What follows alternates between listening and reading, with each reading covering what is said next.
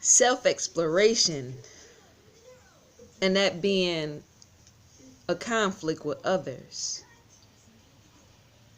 Getting to know yourself more and more as that being a problem with and to others.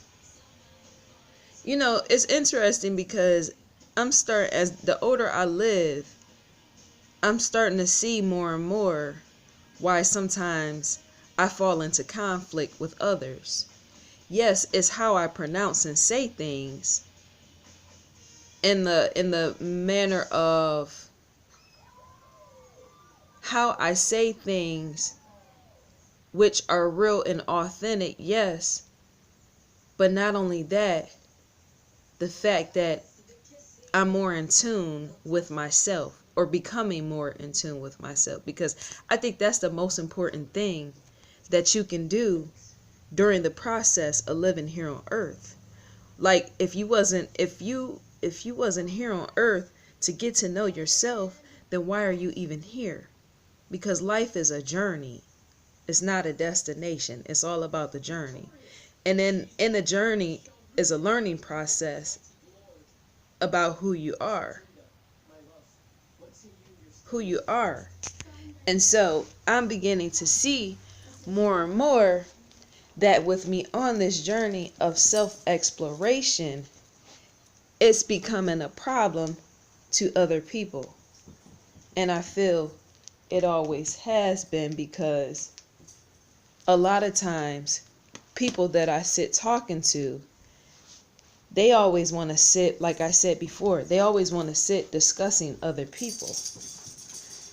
They want to sit discussing people that I don't even know, and people I have never even met before. See, it's hard for me to sit discussing with you people that I don't know and I haven't met, those people who are outside of myself, because there's two sides to every story. It's your side and your take on the story as well as that other person's. So just because that you feel that that's real, their story, what you're describing to me is not the full complete picture. And so if you're not describing the full complete picture to me, then I really don't know what to say but to sit and listen. And sometimes that can even be a waste of time, because once again, as you're talking to me, you're not once discussing yourself. You're discussing other people. And yet for me, I sit and I talk about myself a lot, because when I die, there's memories in that. Remember, when you die, once again, you put on this earth for such a short time. You put on this earth for such a short season. Even though it's years, it's still a season. So you're not here forever. And so when you die and people stand over your casket, there's supposed to be memories in that. That's the point and the purpose for them to stand over your casket and discuss what they remember about you. And see, if you sit and you talk to me, if you call me on the phone right now and you never once say or disclose of who you are and who yourself and your position in this life is, if you never tell me, even family members, blood family members, if you never tell me, then I don't know who you are. And I don't know and what to make of the conversation in the end in relation to standing over your casket at your funeral. See, we can never fully know who we truly are completely to the core. I mean, every single element of our soul, we can never really truly know, because once again, as I said, life is a journey. You're given bits and pieces as you go from the universe for you to experience. And that's to add to the package of who and what you are, which is life itself.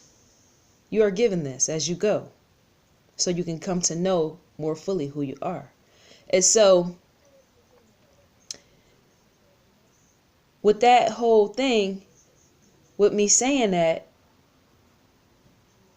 this issue is so pronounced. The issue is so pronounced. And see, with me, I know I can burn out others and turn them off and be a put off to others based upon me always talking about myself and describing myself. And I think that's the point in my position in life. I think some of my purpose and my position in life is to make others who surround me more aware of who they are. I think that's the truth. Because see, an INTJ, they can become lost in life. That's human. Because like I said, the universe, it has to bring you certain trials and errors and situations just to make you uncomfortable sometimes so that you can become fully more aware of who you are, right? And yet the INTJ, they know themselves a lot more than, say, the average person, because we're a lot more self-absorbed. We're questioning everything around us, which you see that I always question. But not only that, we're constantly questioning ourselves of how we can be better people. And when you put so much time and emphasis in that, it's to come and know who you are even more. Even at times when you feel lost in life, not lost in yourself, when you feel lost in life and situations, when you feel lost in changes. That's what I should say. When you feel lost during changes and shifts. So to be this type of personality is to show off constantly who you are in the area of the confidence, mistakes, trials, even your own errors. You show this because remember, you're constantly at work trying to build a better person and become a better person. You express it to others.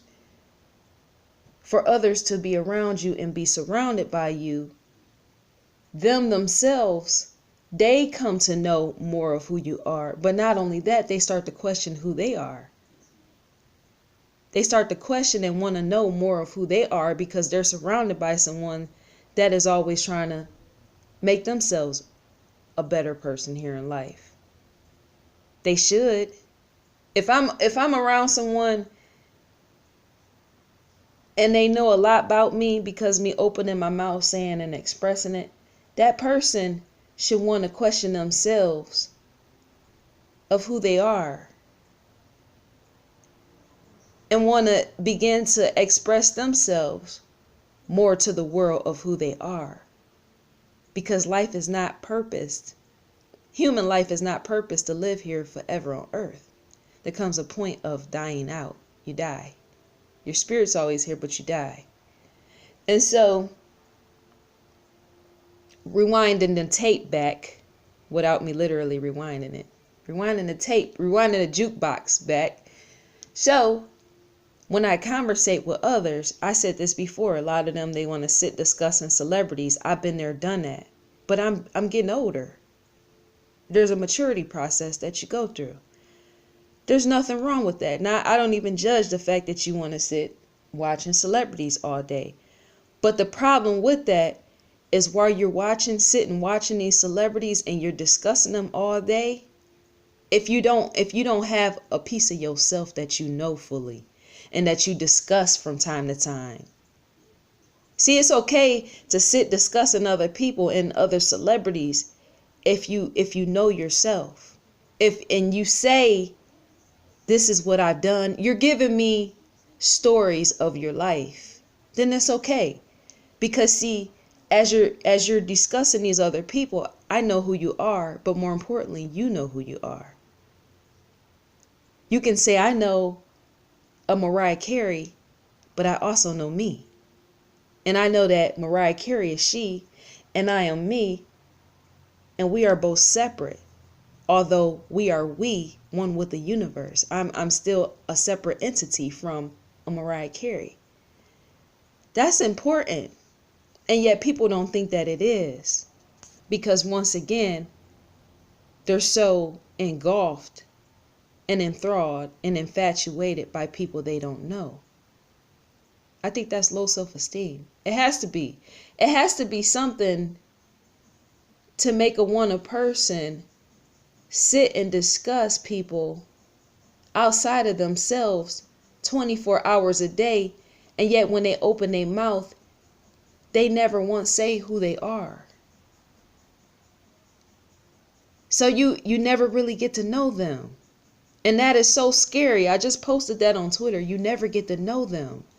If I'm standing next to someone and I never know them, that's a scary thing for me, because I don't know where I stand in that situation. If I'm surrounded by a group of people, now me, I've always been a Janet Jackson fan. Yes, I have. And I used to have a Janet Jackson obsession. Like, what teenager hasn't had an obsession with their favorite role model or somebody that they idolize? Who hasn't had that? And yet, the older I've come and matured, I can't sit discussing her all day. Because once again, when I die, if I drop dead right now and they have a funeral for me, Janet Jackson will be nowhere there. She's not going to be there. It just doesn't happen. I mean, she could end up there. She might stop the whole day of what she's doing and come. But see, other people outside of me have their own lives. That's what I'm trying to discuss. And even sometimes people that's close to you and your family, sometimes you can drop dead and they don't even come to your funeral. Either because they don't know how to take the situation of the death, or they just don't care nothing about you. And so I said this before, I didn't attend my uncle's funeral because I didn't know how to handle that situation. So it's not that I didn't care about him. That's not my point in position. But going back to what I was saying, if I'm surrounded by these people and they sit and they're discussing Janet Jackson all day, I don't know nothing else outside of Janet Jackson in relation to them. And that's so sad, because what's so sad about it is, you got to remember, I've been a Janet Jackson fan since the early 90s. And many of these people I came across somewhere in the late 90s, and others I came across in the other 2000s.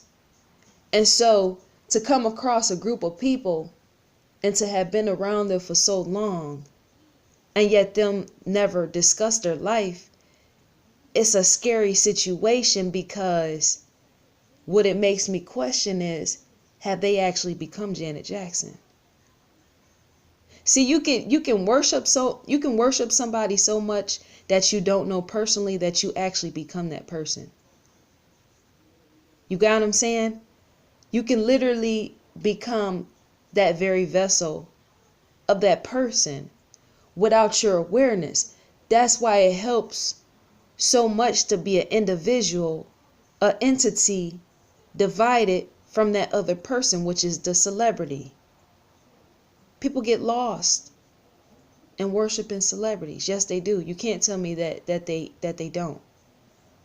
You can't tell me this, because if I get on a Twitter or I get on a Facebook and I see them making posts about Janet Jackson all day, and they've been doing this for years, and yet I have yet to see a post about themselves, then where are they?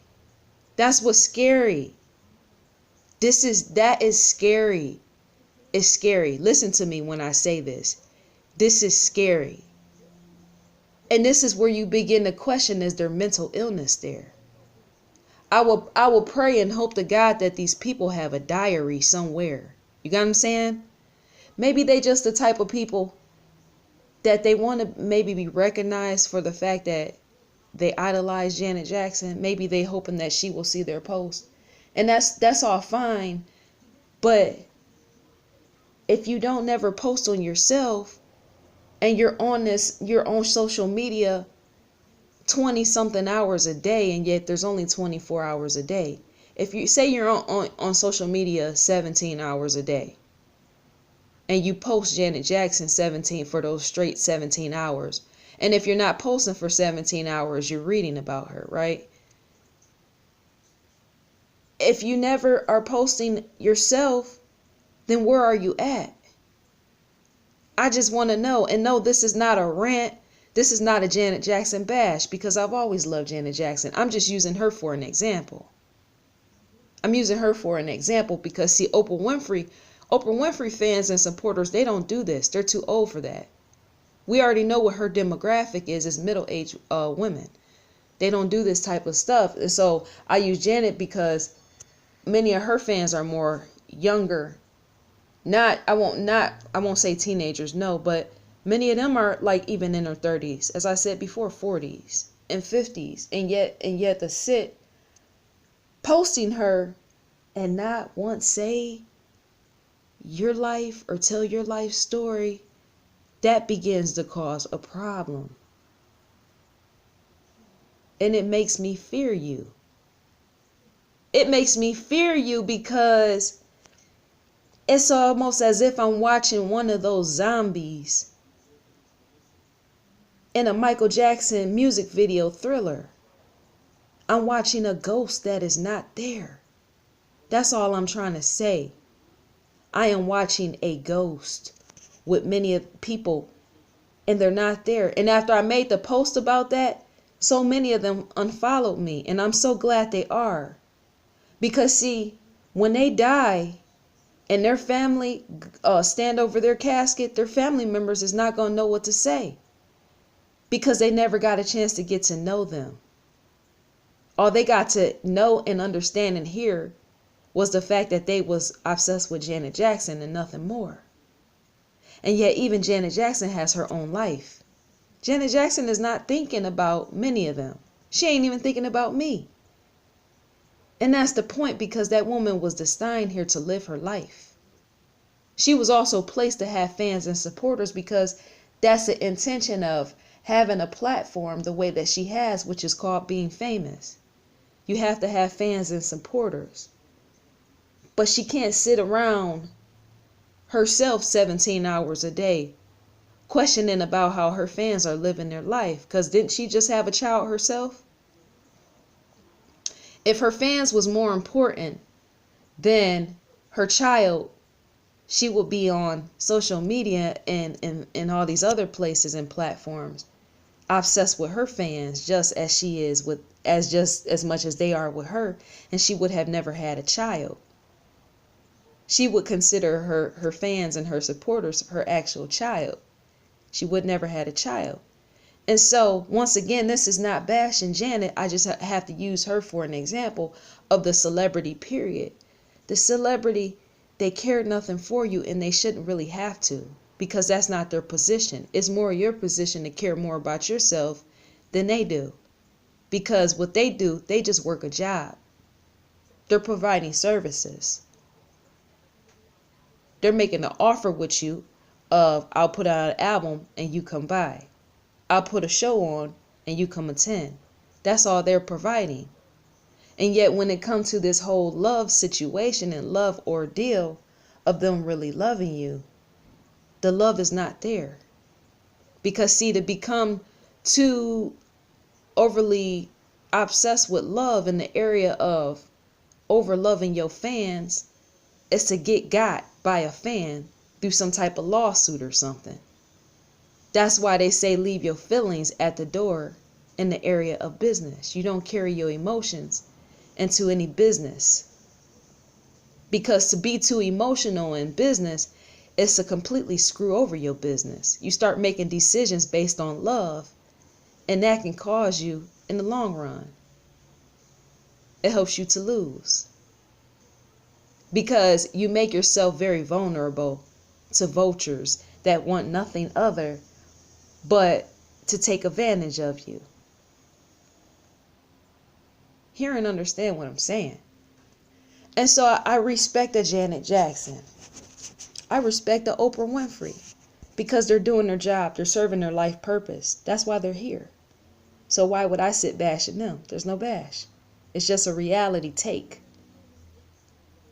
And a respect to myself to actually put out what I have to say. So never get mad at me when I question who you are, as you're questioning me of who I am because I post too much about who I am. That's one of my purposes in life. That's one of your purposes in life, is to come to know yourself.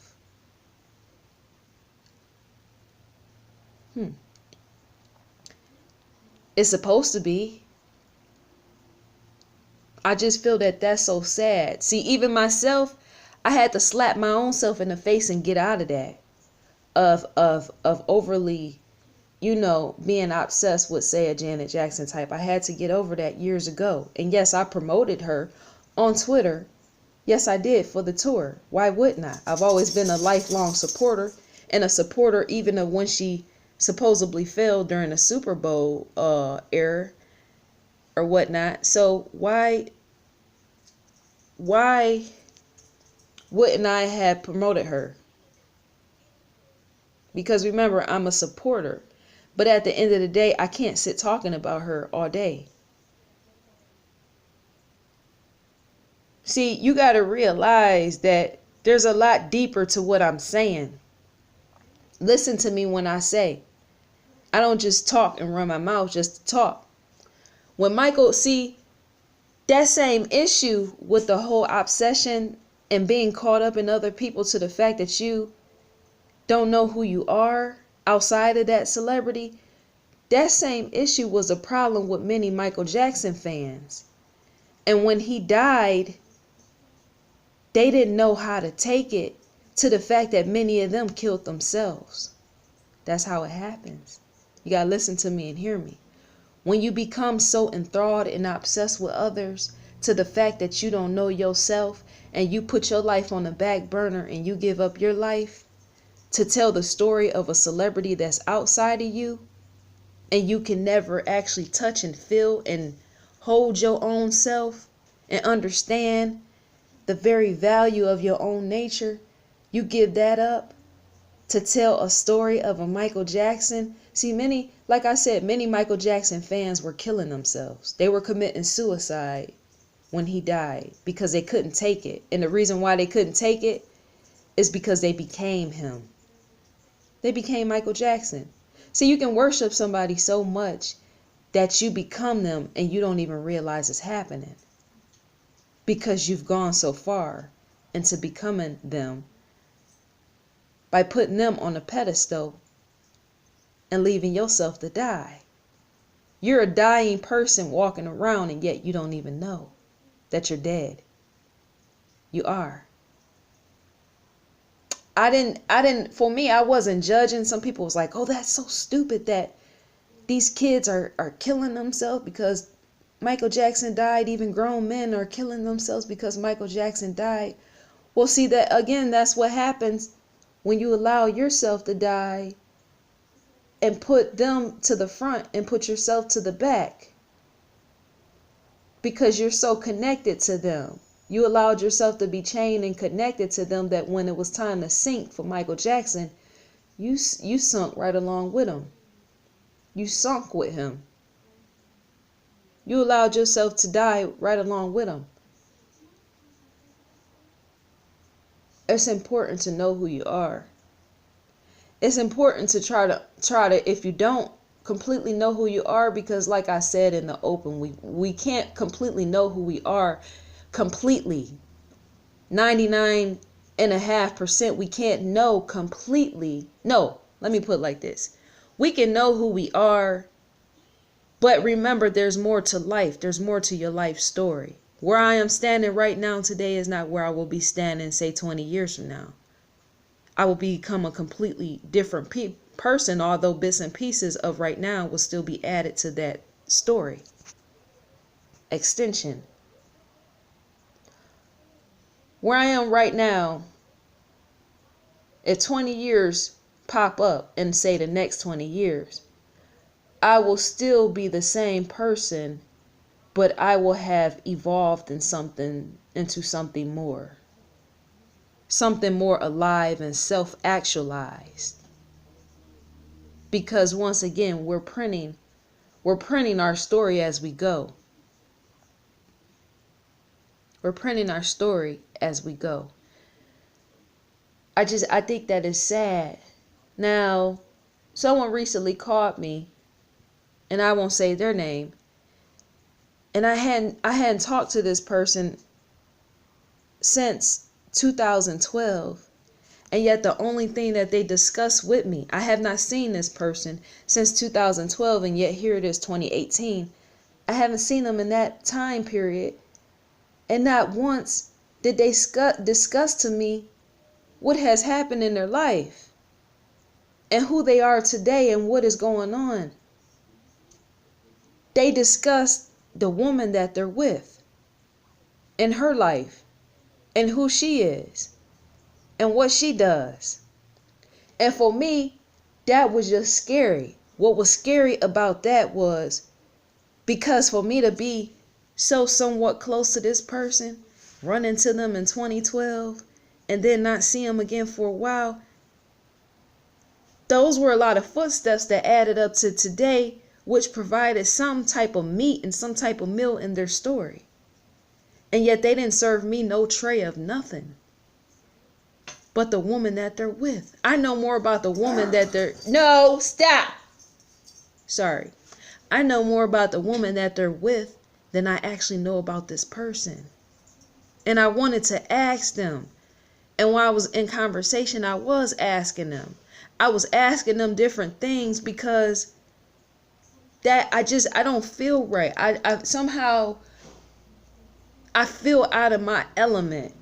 When I'm talking to you and we in a deep conversation and you not once describe to me anything about you, I feel scared. And maybe that's why I'm distant. That could be why I'm distant. I know that's why I'm distant with others, because to discuss all these other people, it's just, my God, it's like, where am I at? Where am I at? Because as you're discussing other people, I feel like I should just stand here and discuss myself. That will make the conversation more fulfilled in place of being empty. Because it's an empty conversation for me to hear, for you to call me on the phone and tell me all about the woman that you with and how much you're so in love with her and so obsessed with her. And the conversation doesn't go outside of that. It's as if the person that's talking to me is not there. That's scary. You can't tell me that's not scary. Because see, all the while, I'm in question, what is going on? What is happening and why is it happening? Because see, life seems to be zooming. You notice how quick life moves? It is so fast. Life is moving in the blink of an eye. Wake up today, go take a shower. When you get out the shower, it's now 10 p.m. Now it's midnight and the whole new day is starting all over again. See, I can repeat so much, and that serves a greater purpose because it's becoming ingrained in your brain as I repeat as much as I do. Because that makes I'm out of my element. Remember when I said that I felt lost because of so many changes? I didn't go put myself away in somebody else's bin and sit discussing them. I came out the box and started discussing myself. Because see, anytime there's too many changes in life, which I have actually experienced, I've experienced too many changes in a short period. And it made me feel so unsettled that I'm completely, at times, not knowing where to stand in the situation. And so what I do to help me with that, when I feel lost in a situation or just life itself, what I do is I come out and I start talking about myself more. I use myself as an anchor to find myself as these changes are taking place. It could be a death. It could be some type of loss. The house can burn up. And the pictures and the memories are gone. And what I'll do, I'll stand in the middle of the street on the camera and start discussing who I am to make sure that I'm still there. to make sure that once this change have occurred and that loss has been planted, that I didn't become lost along with the change. I place myself outwardly to find me. And when I mean outwardly, I either write, which is why I'm good at writing, or I get on the camera, because I always have to know and be chained to myself, because life is going to always present changes. It makes you a better person, a more whole person, or it makes you a bitter person and an empty person. You can become completely lost and almost soulless and heartless in many of these changes. And therefore, I feel that more people need to either get on a camcorder and they need to discuss their life. So at times when they feel lost, they can go back and rewind the tape and find themselves, or they need to start writing it down. They need to start documenting their life right now. In this mode, in this session in 2018, they need to start documenting their life in written form or recorded form, because the changes are so real. Life changes can actually alter you into a whole different person. Sometimes you feel like you wake up in the morning that you don't realize, because life is about go with the flow. You can make a decision and feel that it's the best decision, and at the end of that decision, it doesn't even turn out the way you thought that it was going to turn out. It actually unfolds into something else. And you're like, okay, well, where do I stand now? Where do I stand now? I made a decision. To go to Hollywood, to sign up for such and such. I'm using this for an example. Went to Hollywood to go sign up to be in a film role, right? And say they gave a film role to somebody else, and yet they decided to give me an actual film job through a corporation, and I took it. And so the situation didn't pan out of me acting the way that I thought I was supposed to act on camera. It didn't pan out, and yet a better opportunity, the job did. The job is making life complete right now. That's a great example. Understand the example I just gave. And if the situation didn't pan out the way that I thought that it was, now here I sit and I'm lost. And I'm saying, well, what do I do now? Because now I'm not an actor, or now I'm not an actress, whether you're a male or female. The situation fell through. It didn't connect the dots fully as I thought it would. People feel lost when stuff like that in life happen. And yet when you feel lost like that, if you document your life, you can always go back and listen to what you said and watch and see and pay attention on film or even in written form of who you was before you was given that opportunity, or pay attention to who you was even before you came up with that ideal. See, life is steps. In order to get to Z, you have to go through A first. You got to go through B. You got to go through C. You got to go through D, F, all the way to Z. And to document this stuff and be more self-actualized as you're documenting, you just go back. You rewind everything and you go back. And as you're rewinding, you're like, okay, now I know. Now I know. And actually, I probably would have made a different decision. I probably would have went about that in a different angle, in a different way. I actually can try this again and try to become a Hollywood actor or actress. I can probably try this again because I'm seeing that my strategy was not right from the beginning. I went about it wrong. Maybe I should have put myself out there more than what I actually did, and the opportunity would have scoped me out in a better light, in a better purpose, in a place where I could be found and discovered, instead of me doing it how I did that.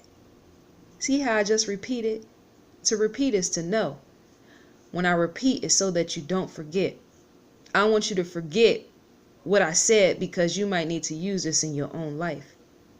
Document your life. Document it in film and written form. It's going to help you.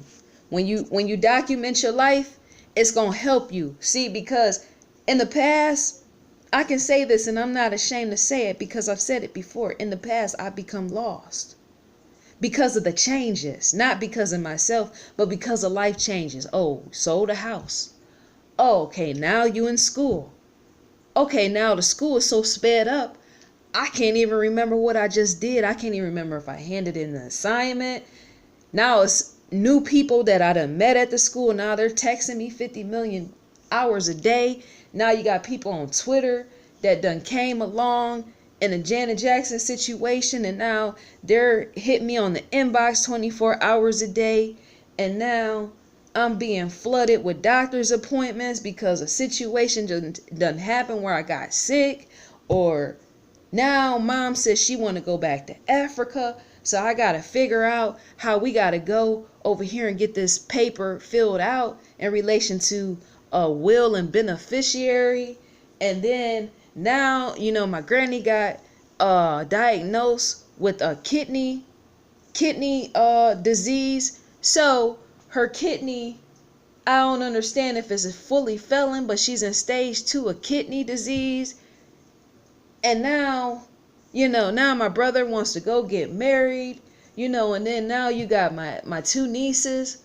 One niece was actually supposed to be featured in some Hollywood, Hollywood, but she was supposed to be featured in a Disney film and do modeling and stuff for Disney. Okay, so you got that, and then you got my other niece.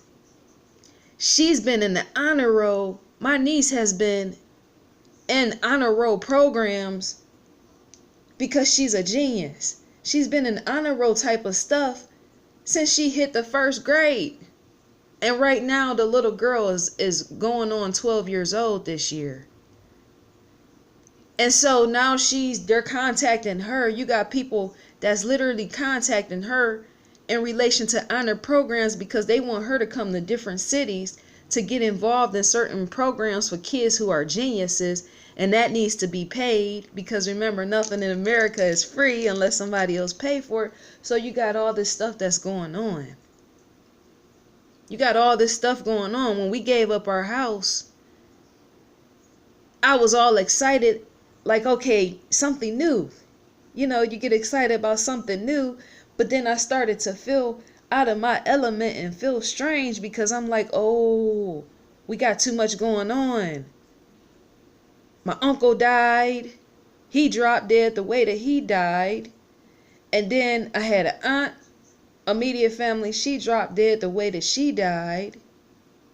And then my grandmother, her brothers and sisters was dropping dead. And then you're like, okay, you turn around. And one day I literally stood in my bedroom and cried. For the simple fact, too many changes was going on. Too many changes was moving. And I was starting to lose touch. I felt like see, you can have so many major changes in life that if they're very major changes, you can start to feel like you're losing touch with reality. Because on top of that, life is speeding up. So as people are dying, and they're moving away, you're like, oh my gosh, because there's a connection there to these people. There's a deep connection with these people, and they're leaving. It's lost in all of it. So as the connection is broken, you're like, oh my gosh, the time is flying. Oh my gosh, like I should have did this with my life. I should have been better at this with my life. I should have had this. And for the people that I lost, I should have took time to spend with them and got to know them even more. Should have did all that while life is speeding at the speed of light. And now I got to look into the future of what I'm going to make to become a better person. Sometimes that can be too much for a fragile mind. And I think for many of these people that sit discussing other people all day, I think that's why they don't face life and they don't face reality. That could be why. And they use other people and discuss many celebrities to escape that. You can't escape that. You cannot see you can't do that. You can't do that. You got to come back to reality sometimes. And you got to allow other people to know who you are sometimes. You got to know who you are. And that's why it's so important for me to know who I am. This is so important, because I have to, whether I wanted to record this, all this that I'm saying, whether I wanted to record this on tape or if I never wanted to record it, I'm forced to record it. Because if I drop dead tomorrow, there's more. If I drop dead tomorrow, there's some things that even my mom don't know about me. There's things that even my grandmother don't know about me, or even my brother. Even those that I communicate with, they don't fully know, because it hasn't been fully said, because they haven't given me the opportunity. They're so busy talking about other people. And so I just sit quiet and listen.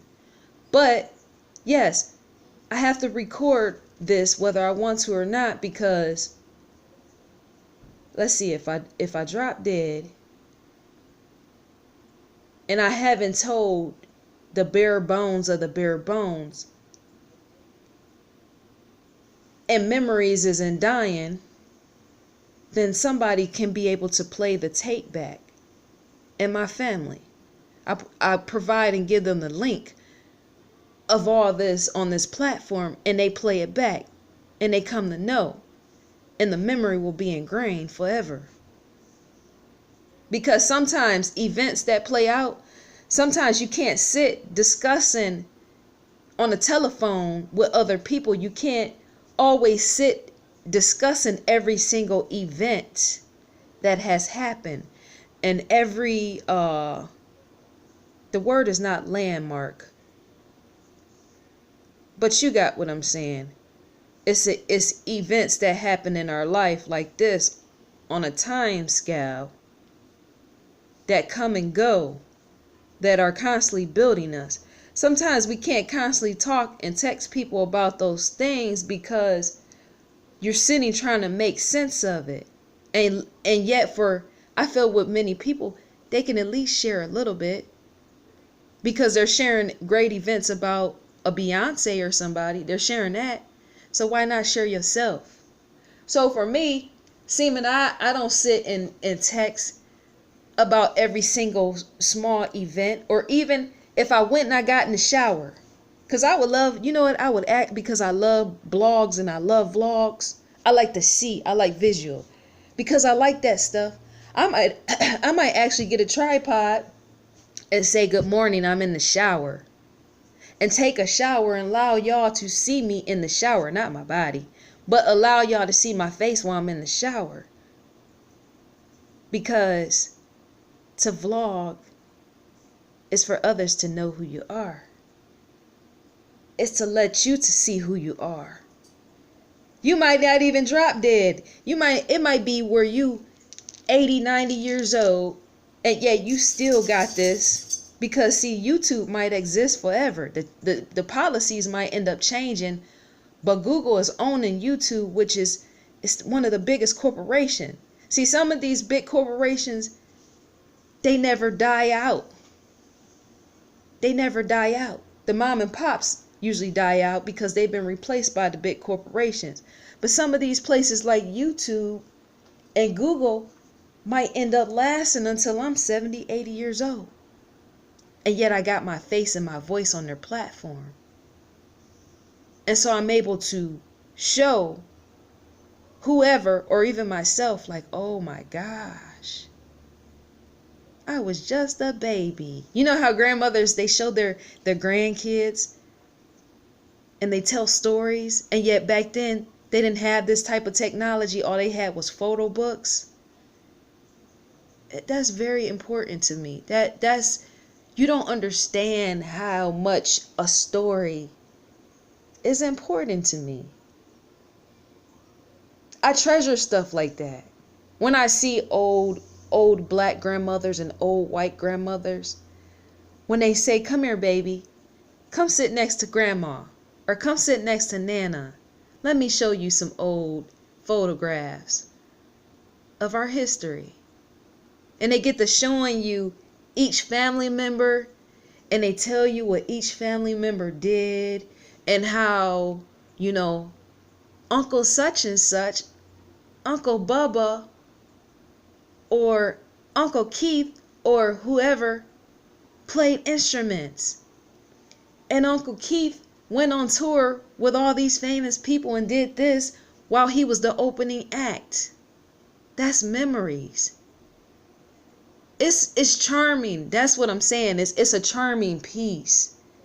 You don't understand. That's why we have movies and channels like the Hallmark movies. That's why you have those type of movies, because it's all based upon the memory. Recognizing and treasuring the memory, because see, even in a memory holds a moment. And yet once again, the moment doesn't last forever. That's why you print it out in photographs. That's why you print it out on a film roll. That's why you print it out on a place like YouTube. That's why you print it out in written form. Whether it's poetry or anything else. That's why you print it out. Because to never hold on to the memory is to never appreciate the gift of life itself. Think about this. As I'm saying this, think about that. That's a treasure. Anytime a grandmother pulls her grandbaby, white or black, she pulls her grandbaby and she sits. She shows photo albums. It could be 3-4 photo albums of all the family memories. And she's showing their faces. She's showing their faces. It's as if they're still there. It's as if they never left. See, some of the people in these photo albums that were once here, that Grandma and Nana is showing, some of these people in these photo albums are dead and gone. They have died. And yet their story lives on forever. Depending on who the story was told to. Because everything is supposed to be passed down through the lineage. That's how you create history. You create history by speaking something in the moment and expressing something in the moment. And you put it in physical form and you pass it down to your children so they can have something to remember you by. And they tell the story to their children and pass it to their children, and then their children pass it down to their children. That's a legacy being built. And not only that, based upon the legacy being built, you're actually building storytellers and don't even know. You're building storytellers, because to tell a story of a life is to be a story keeper. Please don't bypass what I'm saying. To tell a story of various lives that existed in the moment and yet they're gone is to be a story keeper and a story greeter. Hello. It's even value in being a storyteller and being a story keeper. Because if it wasn't, the entertainment industry wouldn't even exist. And I being one, and what I've served and how I served in the entertainment industry over the years, that position would have never existed. Because in the entertainment industry is all about the story. Everything has to carry a story. There has to be a beginning and there has to be an end. But there also has to be a middle. There has to be a middle. And usually the middle is this camera that I'm holding. or a camera that was held through cinematography or filmography. Filmography. A cameraman or a camera crew, or many who are into camera, whoever invented the whole film roll and putting everything together in an area of film, and so it can be seen by millions of followers. That's the story.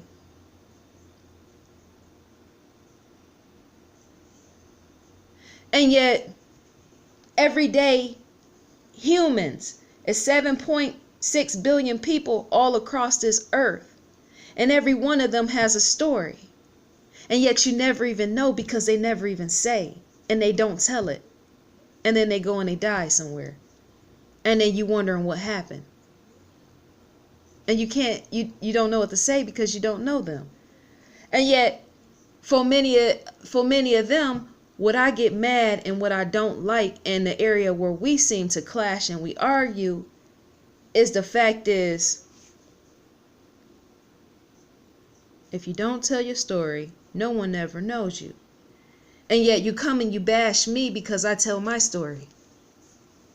I have to. That's how I live and survive. Me telling my story at this exact moment has been purposed by God. I'm standing right here. No religion involved. I'm standing right here. And as me telling stories or telling my story, this has been purposed by God, because see, you don't never know who hands it might end up in. You never even know. And that's another thing. How my face got on that Janet Jackson video or whatever creation that they wanted to come up with, that was film in itself. That was film meeting audio. Because as our photographs was flashing and our face was flashing and Janet Jackson was hidden behind that, and it came out later that Janet was actually the one that managed it. Yes, Janet Jackson was over that. My face was on a Janet Jackson project. And how it ended up on that project is because I came out and I told in her fan club, amongst a small group of a society, I came out and I told my dad's story about him dying in the most tragic way you can die, in jail. My dad died in jail despite him having an electrical engineering degree. He died where he died. And I came and I spoke that.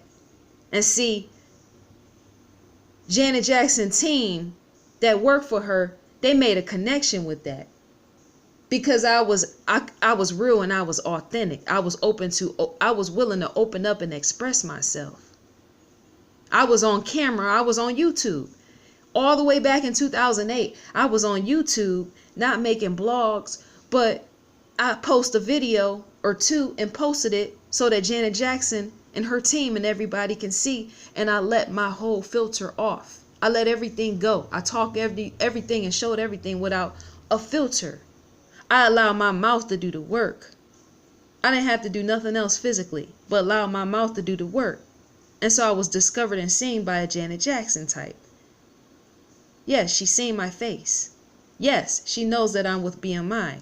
Yes, she also understands that there was a miscommunication involving someone that works for her, where I felt like whoever got kicked off the panel, I didn't like that. I felt like Janet Jackson or whoever, however that situation was, it could have been handled better. And so I said something. And I offended them and the team. But I care not even about that. I don't.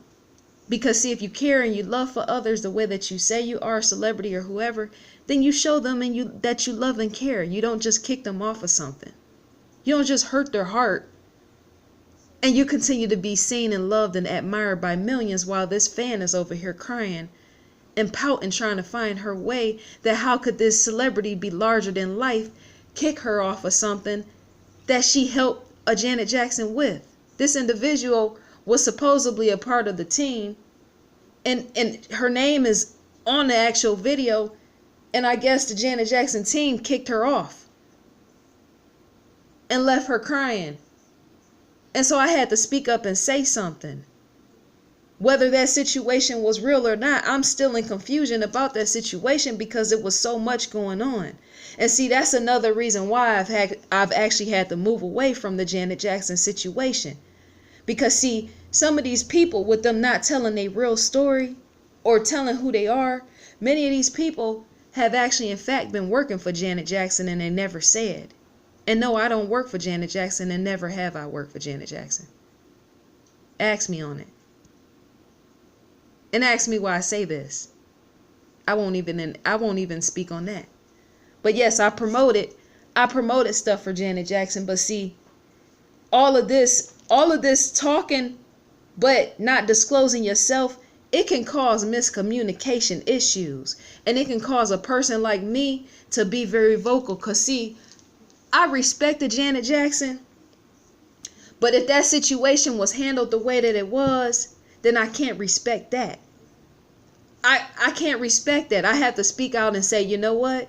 Whether it's Janet Jackson, Michael Jackson, Whitney Houston, Mariah Carey, Jermaine Dupri, Celine Dion, whoever it is, you need to handle situations better. And if you over there got people signing non-disclosures, if you over there, because see, a lot of times people that work for Janet Jackson, they're not allowed to say because they're binded by a non-disclosure. And I can respect that as well. But you got to understand, anytime you get rid of somebody on a panel, you got to handle the situation better. Because if not, you get those people that get their feelings hurt, it gets other people involved, like me, who is more vocal. And then I start saying stuff and then it pisses everybody off. And then they come not to like me. They come not to like me. I had to say and express what that Janet Jackson situation was because I was a part of it. Anytime my photo is on any major celebrities, whatever, I'm not going to sue you. I have no interest in suing you. That was my interest was not even to be a part of that project. My interest was to be of Janet Jackson's world. And yet for Janet Jackson, if she was watching, for her to get to know and understand who I am. Because see, she never gets the chance and the opportunity to see who her fans actually are. And that's the problem. Janet Jackson never really gets a chance to see who her fans are. The ones that are overly obsessed because they're so busy posting her face. And also they use, a lot of the Janet fans, they use her face in place of their own face on social media platforms. And so you don't know who they are from the beginning. And that type of stuff scares me. And it scared me in 2008 as well. Yeah, it scared me in 2008 when, after the fan club was closed down and I was on Facebook, all these Janet fans that was featured on this project that I was featured on, they all wanted to run and become friends with me. And see, I don't like anyone running up on me like that in a group of people. Now, if it's an individual, that's fine. But when you swarm in on me like that, a group of people, that scares me. Because remember, you have not showed your face and you have not said who you are. And you were never vocal about who you are or what you're about or what you stand for. So why would I want to get involved with a group of people that never show that? And yet those people were actually working for Janet Jackson. See what I'm saying? The very people that swarmed in on me, that wanted to become close friends and all this other stuff and whatever else was going on, I fronted them, and yet they were Janet Jackson's team. They worked for Janet Jackson, the woman that is known all over the globe. I just told them, look, I don't like people walking up on me like this. If you want to get to know me, come to me individually. Don't swarm in on me, because I come from the ghetto, the hoods of the hoods, where people smile to your face today and then they rob and they kill you tomorrow. My uncle was brutally murdered in the worst way by his own girlfriend. The man, my uncle, who I like to call my uncle, he wasn't really blood, but he was my mom's friend and who I got my car from. This man literally stood and had sex with this woman and invited this woman into his home. his lover. I don't know whether she wanted marriage or what, but she killed my uncle in his sleep. She shot him in the head and set his body on fire. You feel what I'm saying? This man was brutally murdered in the worst way that who literally blows someone's brains out in their sleep after they had sex, blows their brains out and set their body on fire to the fact the paramedics, the hospital, they could not even recognize who the man was. They had to find out who my uncle was based upon the DNA off his teeth. And so, yeah, a lot of times I don't want to be bothered. People don't understand. I don't want to be bothered because, see, to not say who you are and to run up on me, for me, is to not know. And me coming from the environment, and what's interesting is where he was murdered was in the suburbs. But see, his point in position also relates back to hood people and people of all kinds as well. But even in that, to not know someone is to not know. And even his death changed me. Because when he was murdered, I didn't know where I stood in that, because to come from the hood is to look at many hood people differently. I was forced to leave the hood after he was killed because I didn't know how to feel. I'm saying if somebody can supposedly love you today and then kill you in the worst way they kill you tomorrow, and yet you don't even know who they are fully because they didn't really tell their story, you got to disconnect because you're like, oh, there was a murder in that. But going back, Janet Jackson situations, I learned to handle a situation like that differently. But at the same time, I can't keep my mouth closed. I don't care who it is. And this is I love Janet Jackson. Janet Jackson, I love you.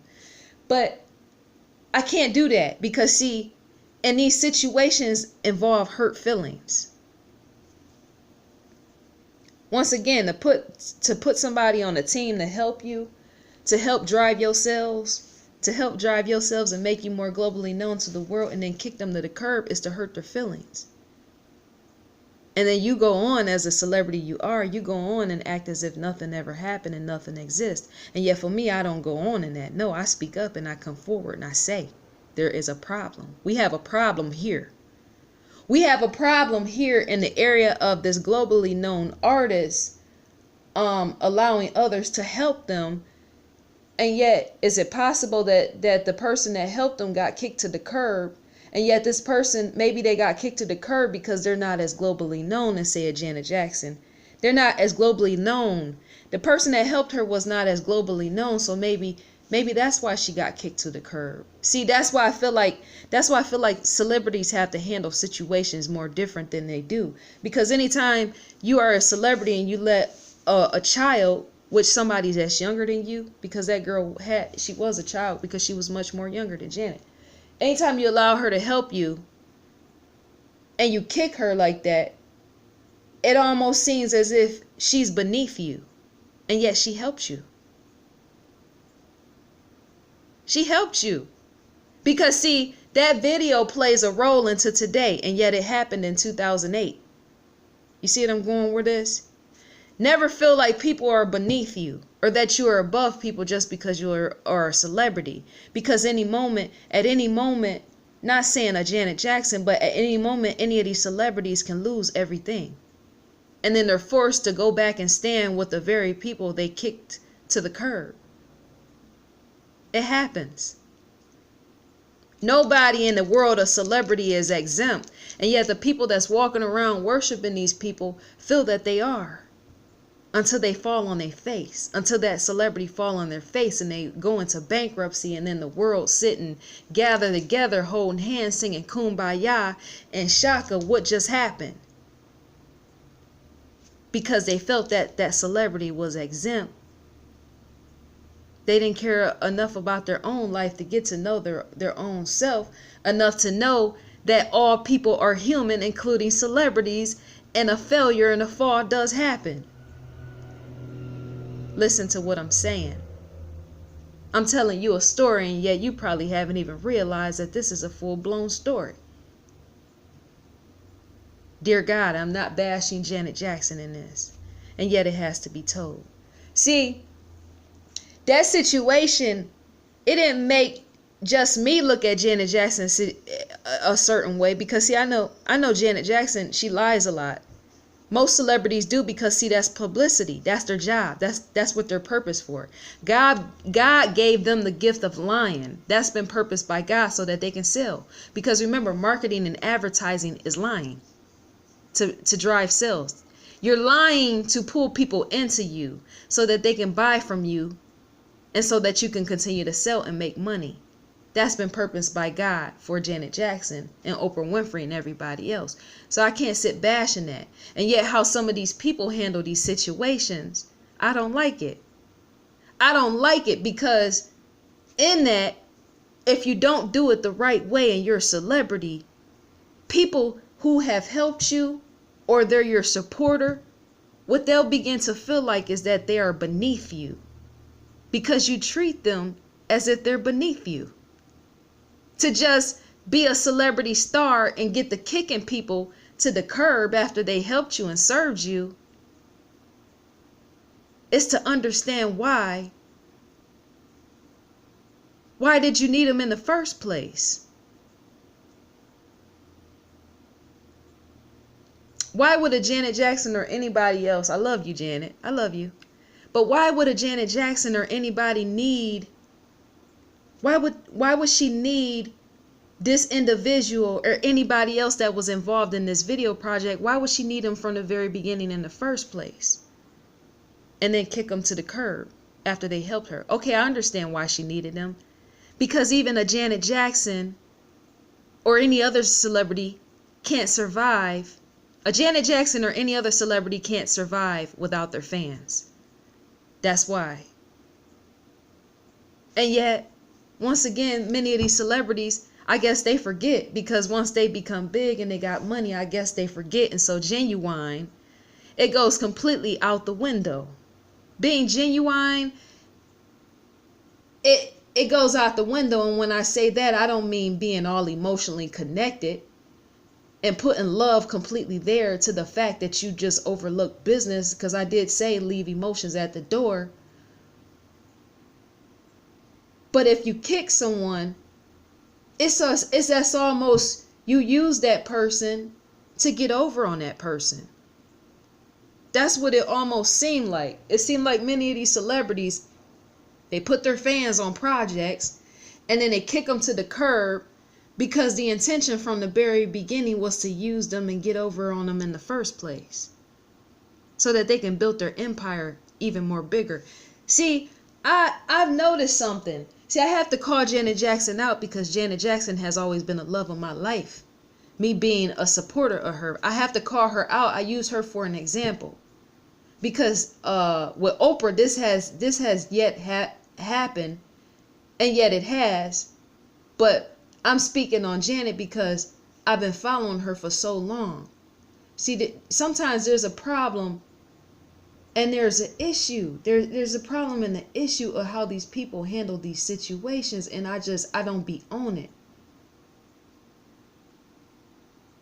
It makes me change how I look at the people in hindsight. It makes me change how I view the celebrity lifestyle in hindsight. It does. It really does. And yet I still love her and others. Why wouldn't I? She ain't did me wrong. But it's a lot to be spoken on.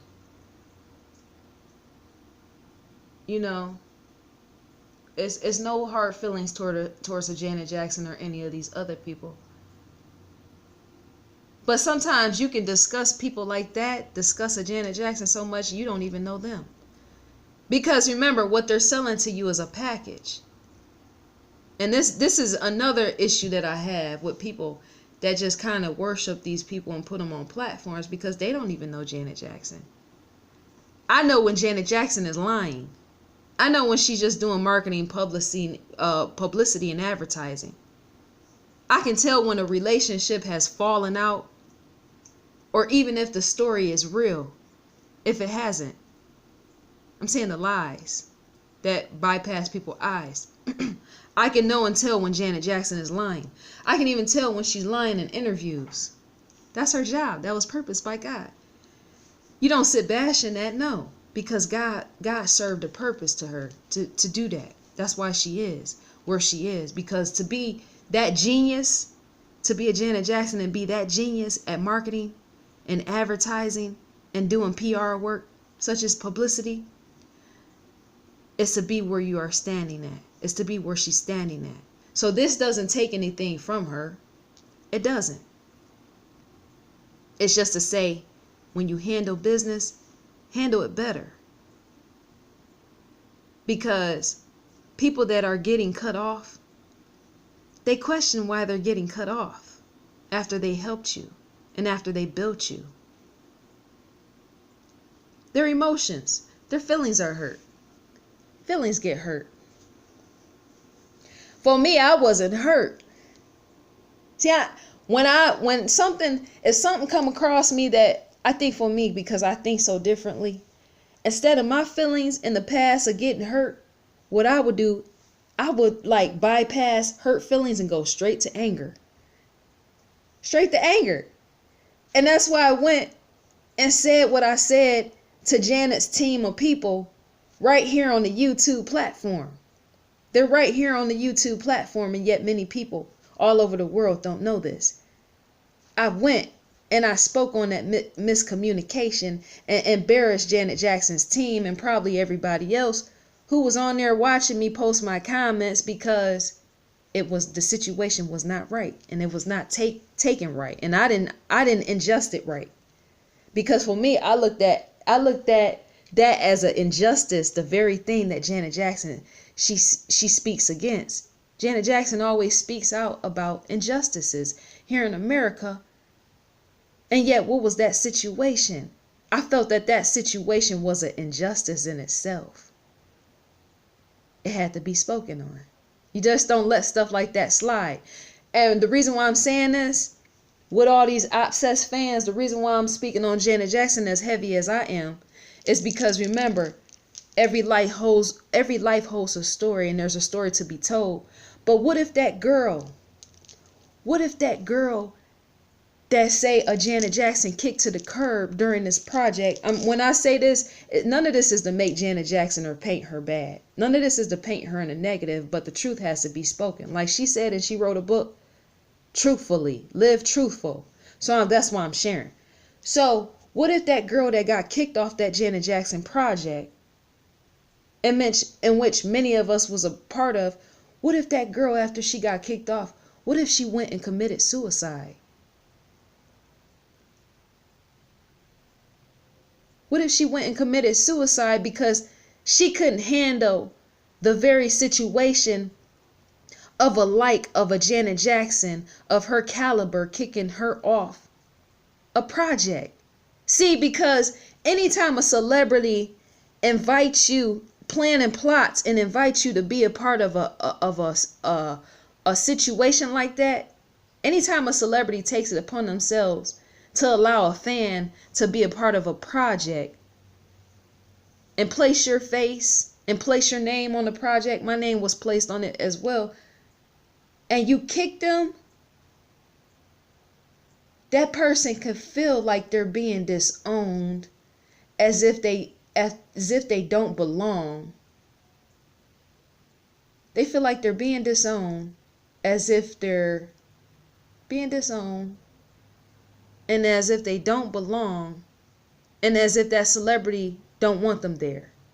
Especially if they got self-esteem issues, because many of these people that obsess about Janet Jackson 24 hours a day, many of them don't have self-esteem, because if they did, they wouldn't sit on a Twitter platform or Facebook talking about her all day. Instead, they'll be out here in the streets living their life. See, when you have self-esteem, you live your life. You don't sit up obsessing about another person who's a human.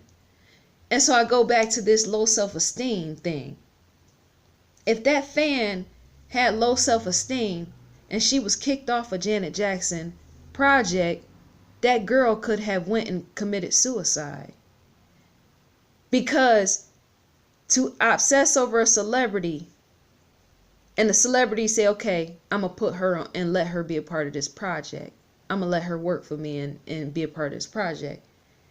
And I throw her in the trash, being a celebrity I am. Then the girl usually has no point but to go kill herself. Because remember, she's idolizing something that she's not. She's idolizing something that's so much bigger than her and has much more worth and value in the millions and billions. Supposedly Janet Jackson's a billionaire. So supposedly the girl is admiring someone that's more value of her because the girl spoke on it, how much value Janet Jackson has. And yet this girl didn't have no self-esteem at all. She had no type of self-worth. She was overweight. She had all type of issues, which was why I got real angry in this situation, because I'm like, okay, wait a minute. Did they kick this girl off this situation based upon her looks? Why did they get rid of her? What was the issue and the problem in this? This goes back to not knowing people, not knowing who you surrounded with, because they don't show you who they are. And so when people don't show me who they are, I have no choice but to get rid of them. I'm not talking about the people here on YouTube that's watching me. I'm not talking about that. I'm not talking about the viewer that's watching me.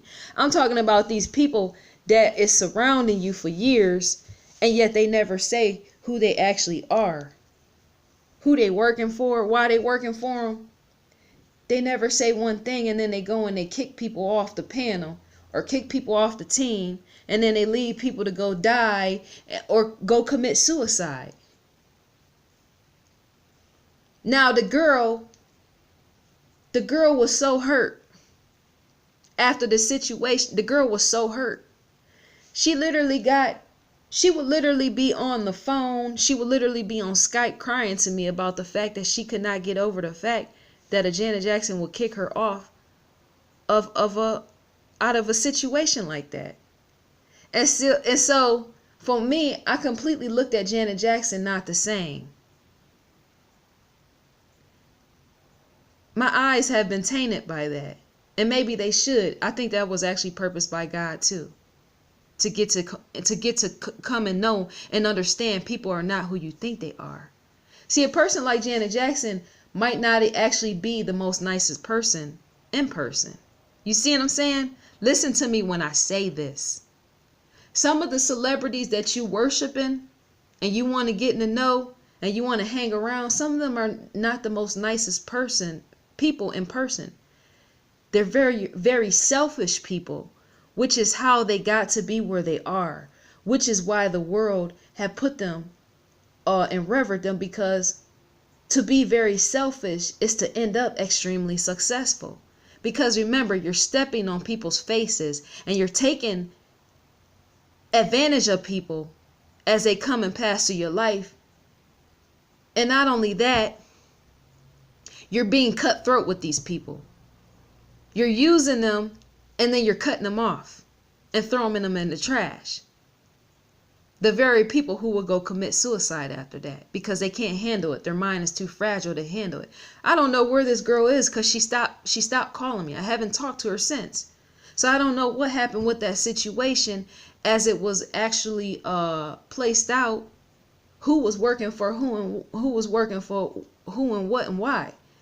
In a relation to me with Oprah Winfrey, see, I never spoke about that with me working for the Oprah Winfrey, the OWN network and Discovery Communication. I had never put that out because I was signed under non-disclosure myself.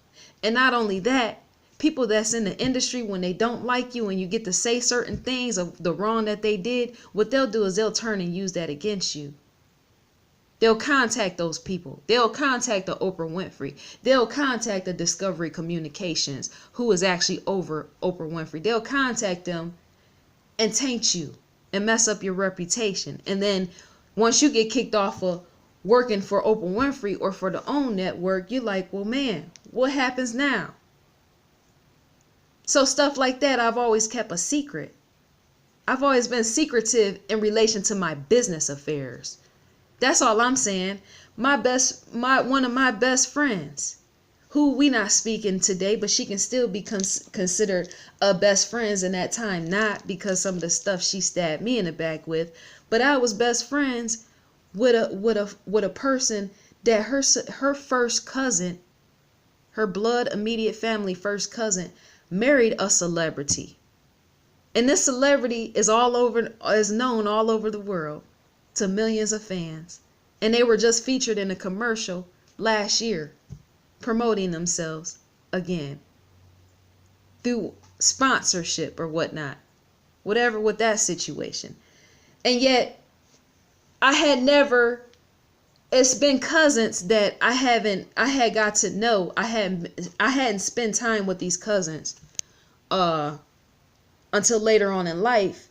And so this best friend I had knew since like 96, 97, and yet these family members, immediate family, my father's side of the family, first cousins, I never told them, guess what? My best friend is her first cousin and her best friend, cousins that are best friends, she's married to a celebrity that was actually signed to Motown Records. I never spoke on this. The reason why I never spoke on this, because once again, this is business. I don't ever want any of my business situations to be messed up by people who are so consumed and obsessed with celebrities that they come and they ruin something out of jealousy. And yet, what I did with that Janet Jackson situation, when I went on the YouTube on this platform and spoke up and said what I said, when I said it, it was never once out of jealousy. It was the fact that there was a hurt feeling there. I didn't want to see a suicide in the wake of everything that had happened. But yeah, I said it before.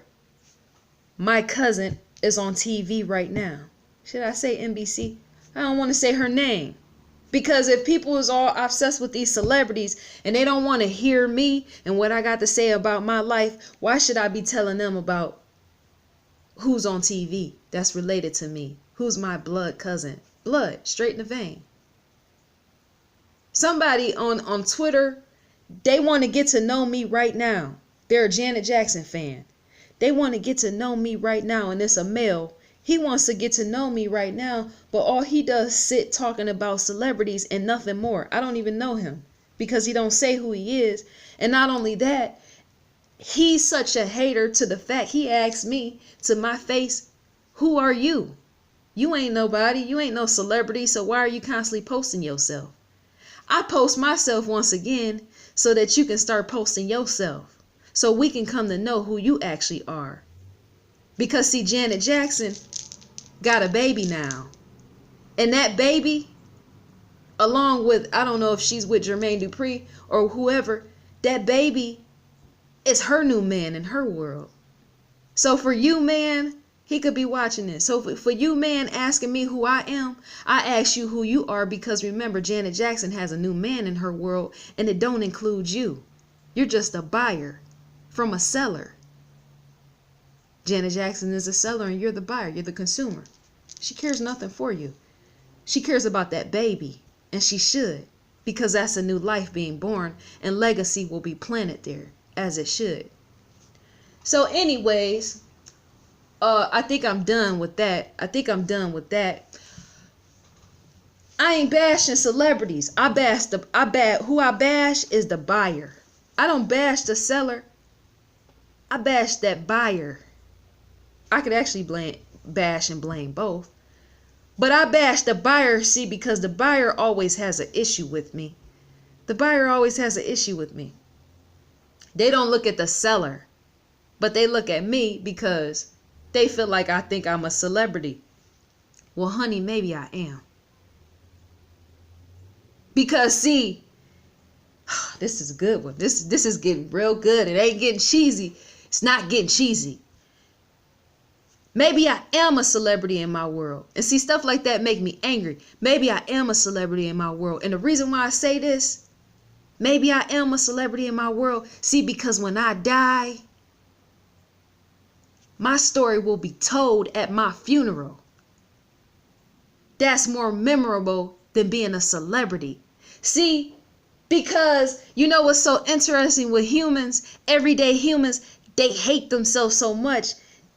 They just become so infatuated with a celebrity to the fact that they don't understand that everyday human beings are celebrities. Remember, to be a celebrity is to have a memory. It's to memorize that person's life in your mind. To be a celebrity, to worship a celebrity is to realize that story of that celebrity. It's to realize who and what they are. So when you die, you must be a celebrity. If you die, you must be a celebrity being a human, everyday person you are. Not the famous person. You, I'm talking to you.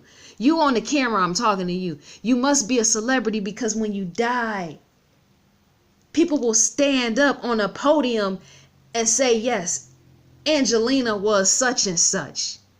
Yes, Angelina used to like to go to the store and pick up bagels every Tuesday. Or Paxies. What's those things that the Polish people eat? Is it called Paxies? Yes, every season, every Polish season, Tina used to like to eat Paxies every Polish season. That's a celebrity story. That's an everyday person in a celebrity body.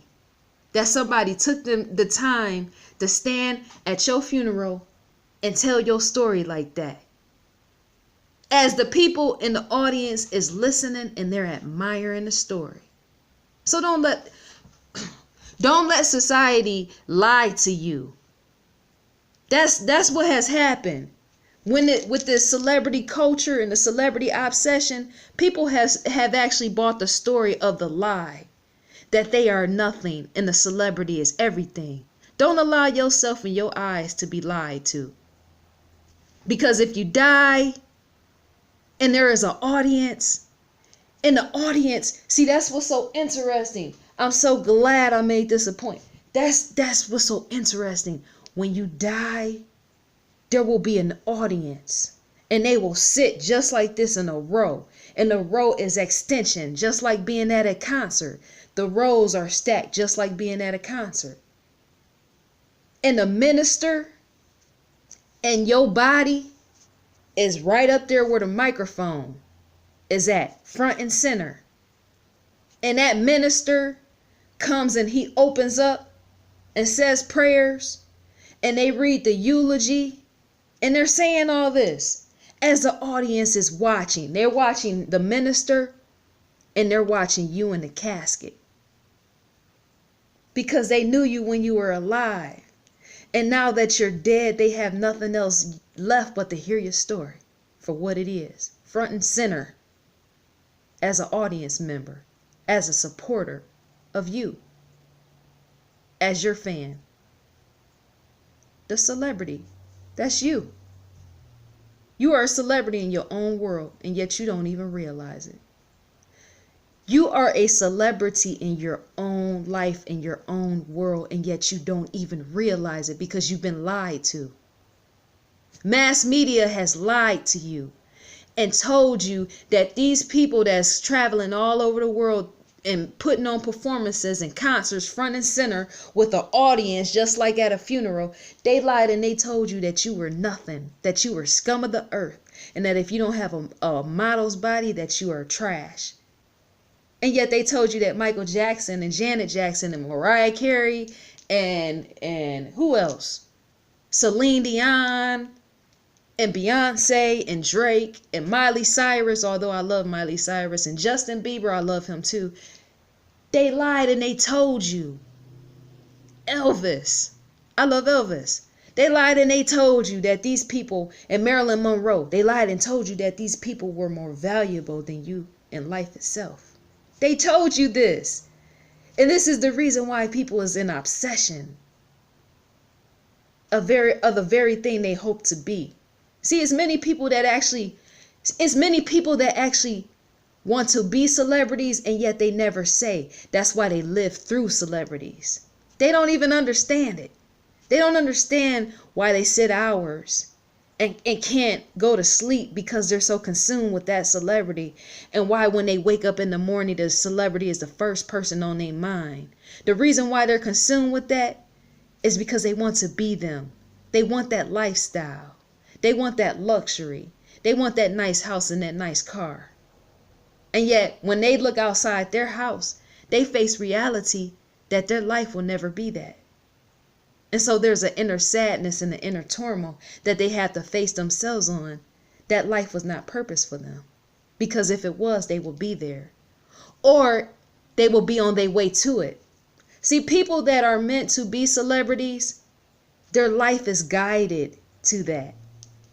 There's a connection to that.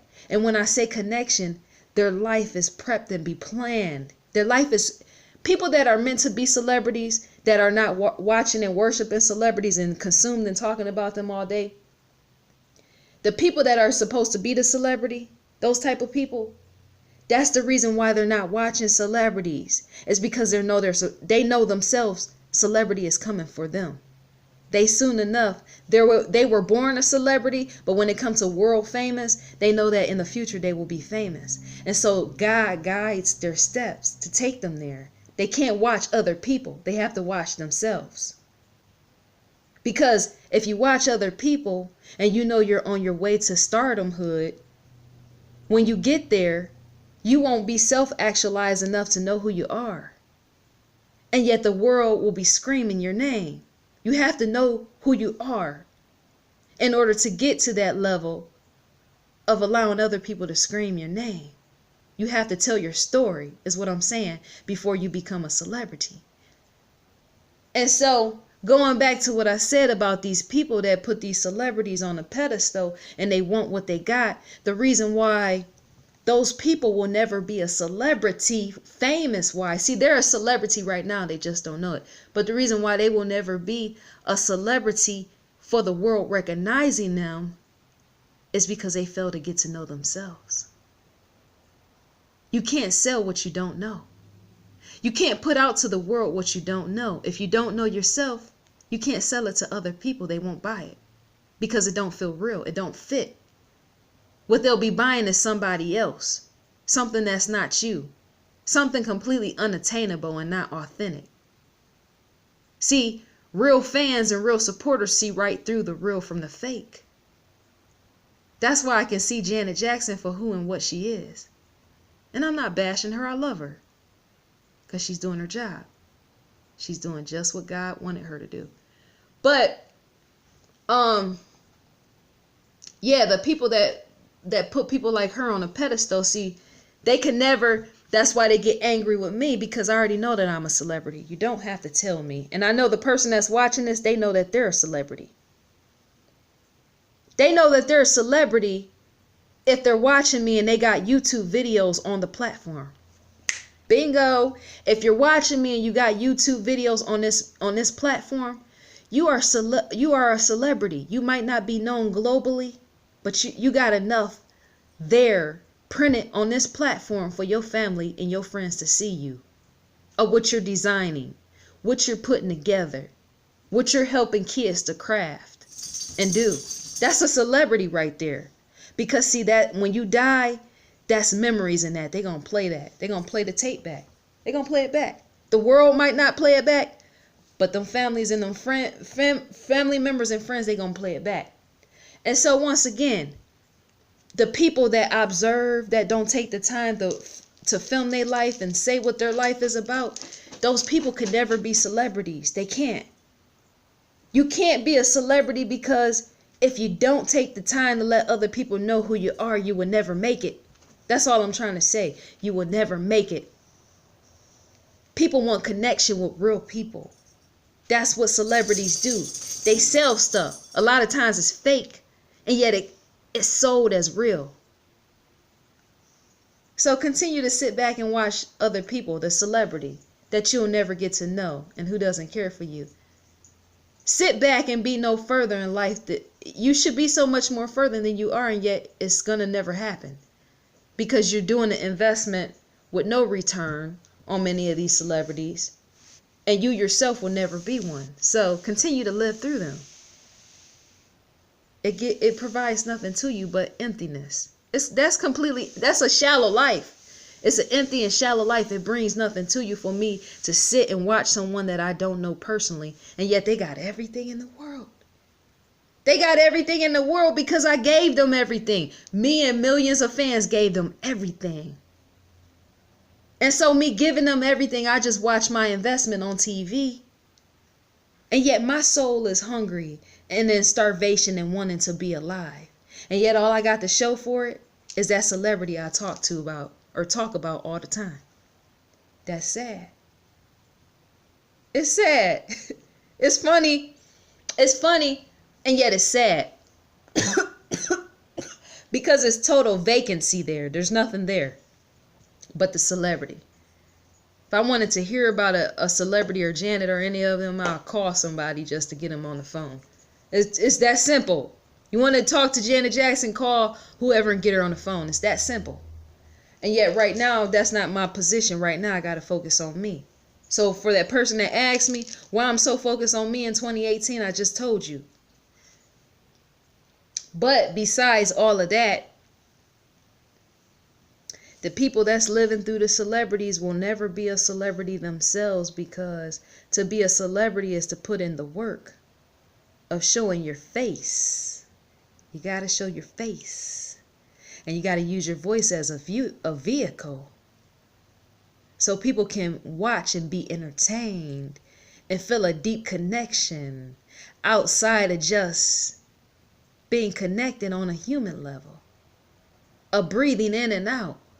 Outside of us just sharing a breath. Got to tell your story. Got to tell your story. See, to tell a good story is to actually find buyers. Buyers buy real stories. They do, if they're real people. And even if they love drama, they buy it. Because see, people that live a dramified, terrible life where they're always starting stuff with people, those people are usually sorry people, which is why when no one is around, they watch videos such as this, because not only because it's real and they can relate to it, because it's also because they feel sorry about themselves. They feel that they know that they're sorry people. I'm not speaking on you, the viewer. I'm speaking on people that they go and they start drama. They start drama and they ruin relationships and they tarnish people's image. They do all type of crazy stuff to ruin other people. There has to be sadness in that in the end. You have to be completely sad to want to ruin other people that you don't know, or that you haven't met, or that you was jealous because you didn't receive something. I'm speaking on a family member and don't even know. But besides that, yes, real people buy. That's why we have YouTube. See, the makers and the creators of YouTube knew this type of thing was meant to be, and knew that it was meant to come and start. They knew that real people hold a real voice, and yet Facebook and Twitter wasn't enough. And Instagram isn't enough. All that type of stuff ain't enough. Because to sit and read something can be hard at times on the eyes. To stand and sit and read a posting on someone talking about something, or even talking about their life, it becomes hard on the eyes. You can burn your eyes out. And not only that, there's much work being done to the brain as you're reading. When you feed your brain glucose, you have to feed your brain glucose every day, because as you're doing activities mentally, you're actually wearing your brain down. You're putting it to work, like physical exercise. So to sit reading Twitter and Facebook is exercising your brain enough to make you tired. And yet some people don't want to be tired out. So what they do is they tune into videos here on YouTube, because it's easier on the eyes, it's easier on the ears, and not only that, it's easier on the soul. The content, the consumption of it is easier. It's ingested easier. And see, YouTube creators knew that. They knew that. They're smart people. The people that created YouTube, although they're bashed because of the policies changing every year, policies change with corporations, but they knew and understand that the future is the video and audio.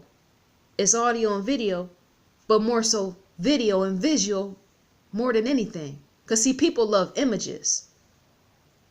That's why when we watch film, everything is flickering and moving so fast. We have eyes to see and ears to hear. And to have both is to be entertained. And so YouTube, they know what they're doing. That's why Google bought into them. They're intellectuals too. They know running, operating the system. You have to be an intellectual to create a platform such as this and then allow another major corporation to buy you out. Because in all of that is greatness on the other side coming. And yet many small content creators don't even know. They think they just creating to create. And they're being discouraged by policies changing all the time. And yet they don't understand on the other side is greatness if they just be patient and hold on. So you gotta have patience enough to hold on. I think us in Americas, we become so obsessed with quickness, quick self-gratification. We don't get into building things. See, things have to be built from the ground up. That's how you get the greatness. Because if you don't know how to attain greatness enough to hold on to it, you don't even know what to do with it once you attain it. You don't know what to do with it once you get it. And that's why it takes and helps to value building and understand and going through the sorrow and the process and the heartbreak of building things. It helps and is the most valuable thing. It's not cheaply made to go through the process of crying at night, wondering what is going to happen as you're on this platform, as you're building up your content. Some of the most successful YouTubers on YouTube have been through the very thing that I'm speaking on, the sorrow, the being up at night, the being depressed because no one knows their name, and their legacy in relation to their family and their family members, and the story with that. They were depressed. They had to be. Because in order to write a great story is to create great memories of what has happened. And yet they couldn't see that far into the future, but they knew that they were supposed to be right here on YouTube. They knew that. And what happened? Now many of them 5-6 years later got millions of subscribers because they told their story. They told and showed the things that they witnessed. And real people gathered around them and was drawn to that and made it into a gathering place. That's what happens. That's why you can't just give up. That's why you can't just say, oh, I think I'm creating content just to be creating and nothing's going to come from this. You never know.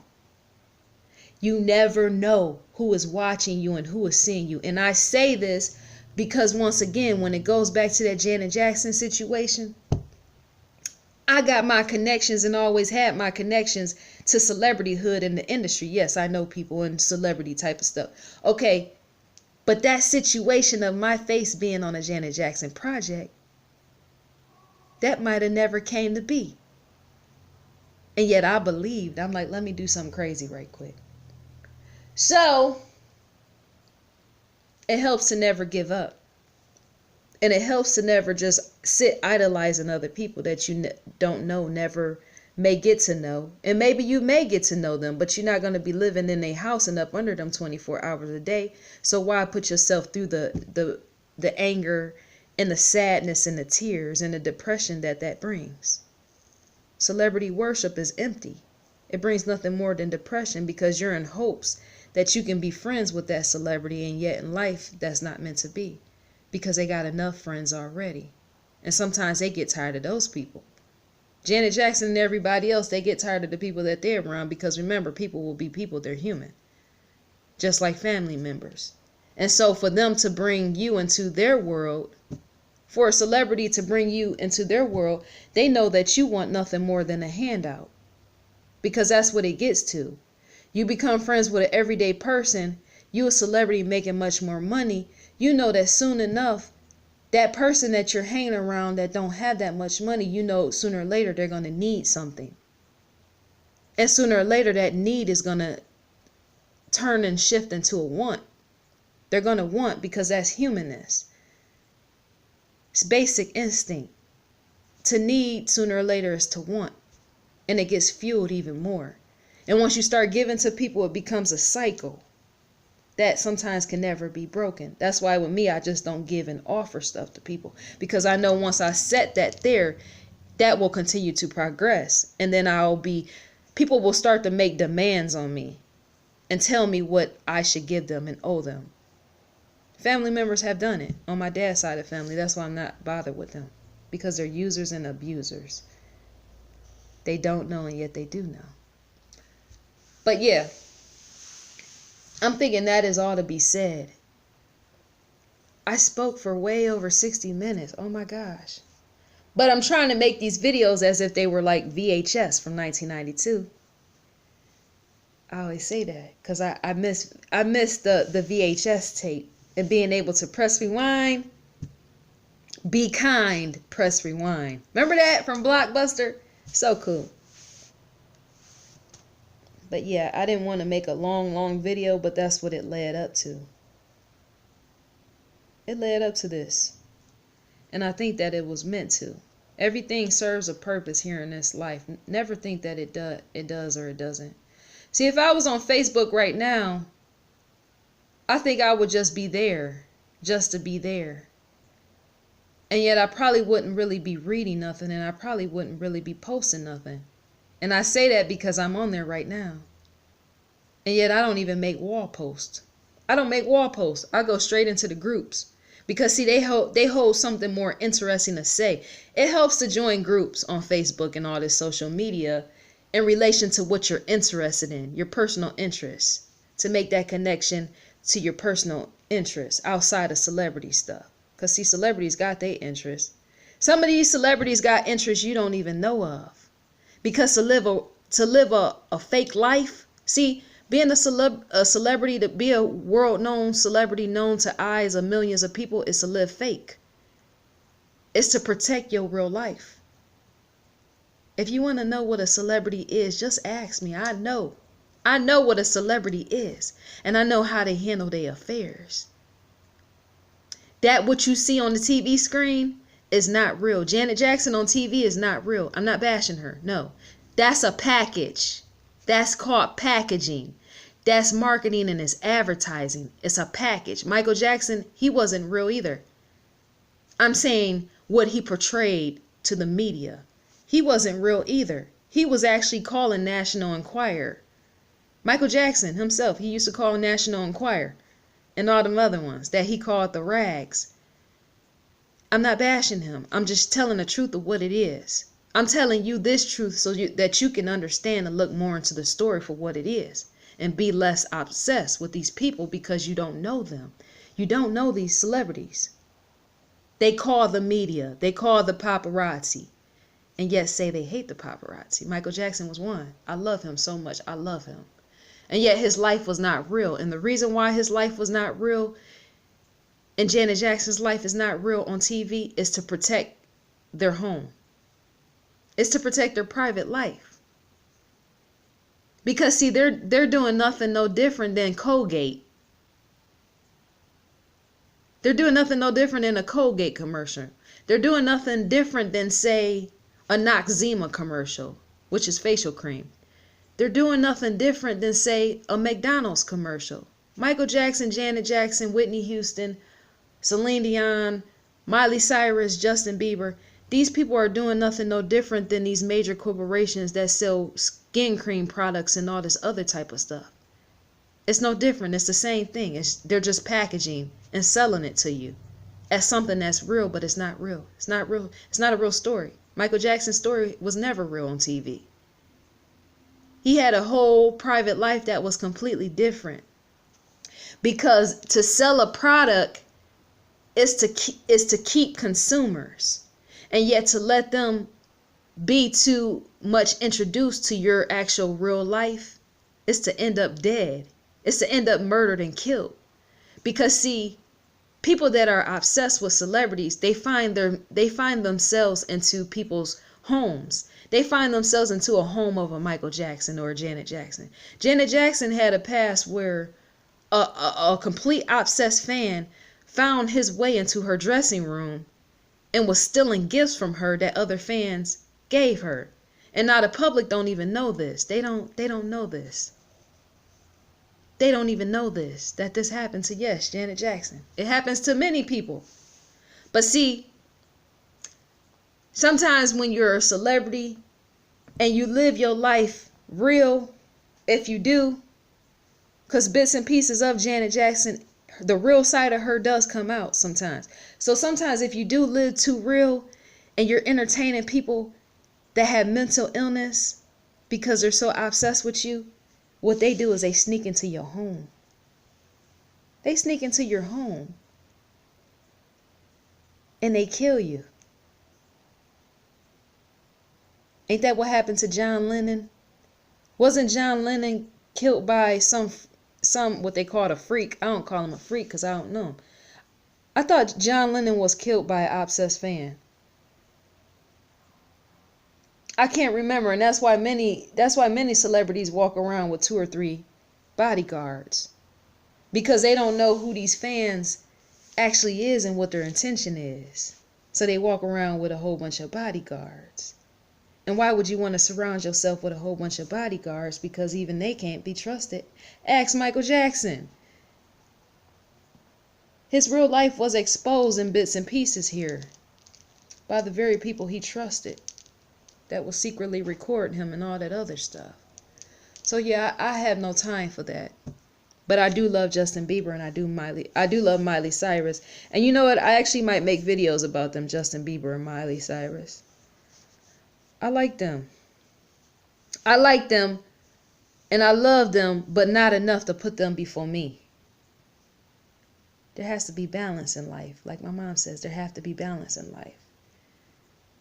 I can't put Justin Bieber and Miley Cyrus before me. See, I thought about actually getting on YouTube before I started any of these videos. I thought about getting on this YouTube and promoting celebrities like them.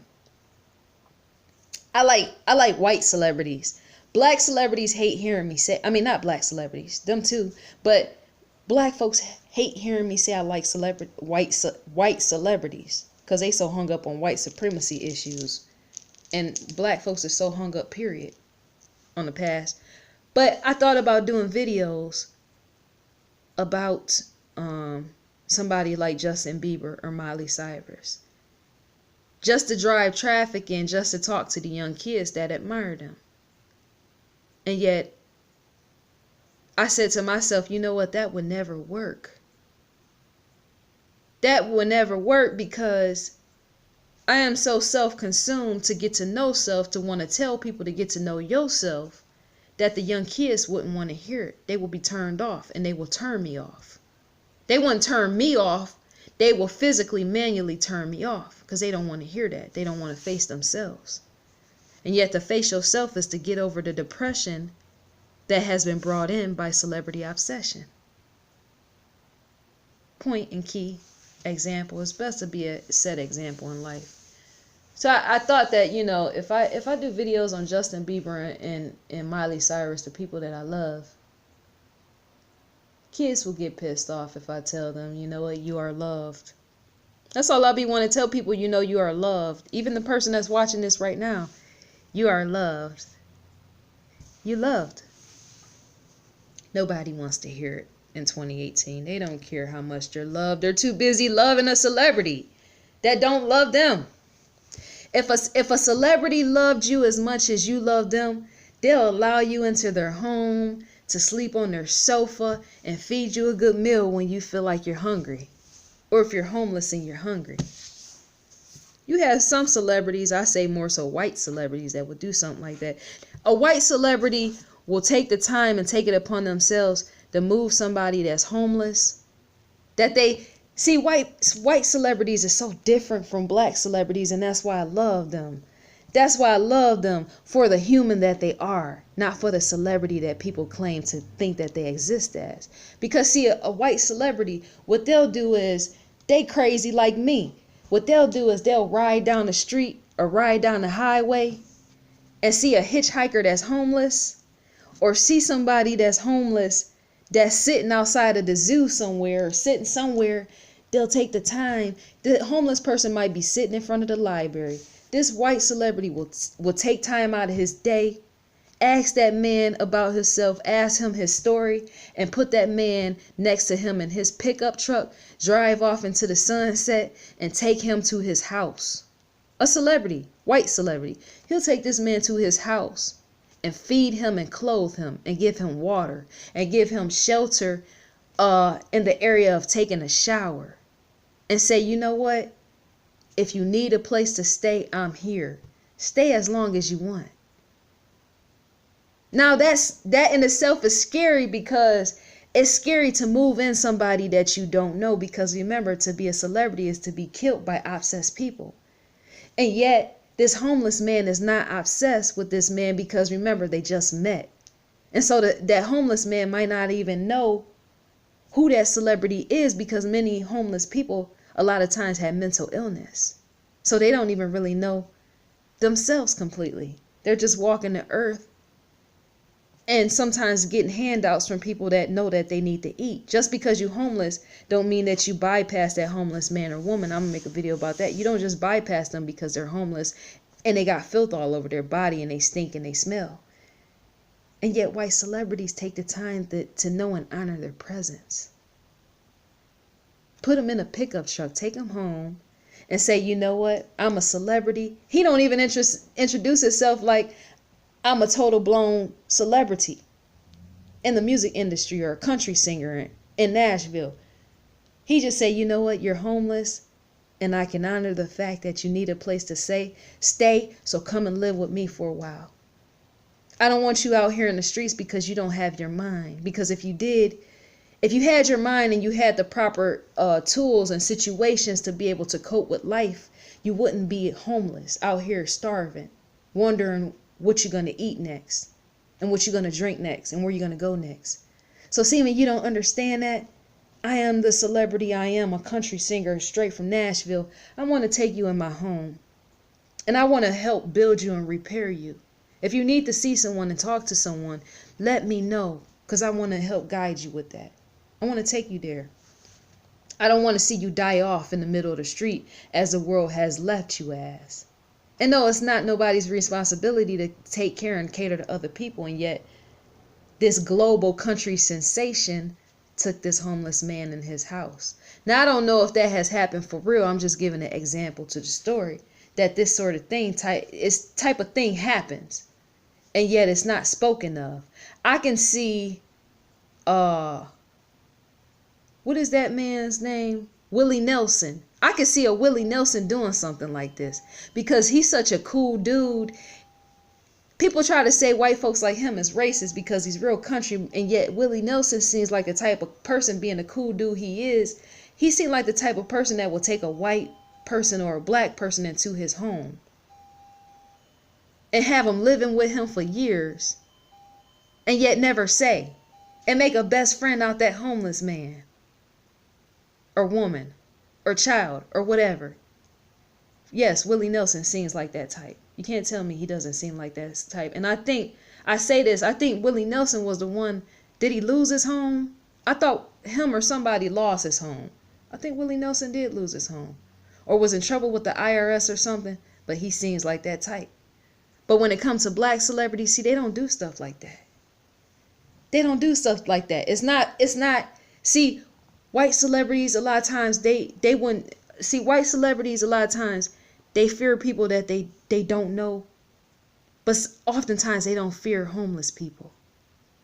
Because many of them white celebrities, their parents was either addicted to drugs or they are addicted to drugs. So that they know that they know that that homeless man or woman is not beneath them. They're one and the same. But yet, black people, And black celebrities don't think like this because they put themselves so much above other people.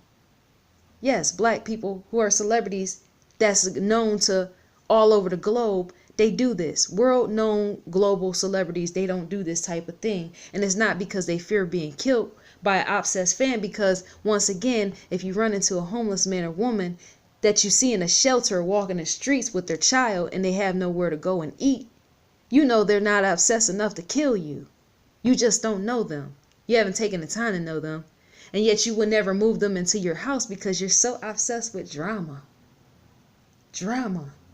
Oh, Drake just had such and such as his girlfriend, and she fell down the stairs. Like, who cares? It's everyday women and men falling down the stairs, and yet nobody is speaking on it. But it becomes so special because Drake, the rapper singer, did it. Or Beyonce fell off a stage. Oh my gosh. The drama in that Beyonce fell off a stage. Well, who cares? Do you know, like, I don't care that Beyonce just fell down the stairs. Who gives a F? If you ask me. Because Beyonce gets more publicity of her falling off a stage, and yet the world sees that and they play into it. Black people, they feed into that. And they make her more famous off the fact that she fell off a stage, and yet it was a baby, 2-year-old or 3-year-old baby that was in Riverdale, Georgia, that was in a Payless shoe store, and a mirror fell on this baby and killed her.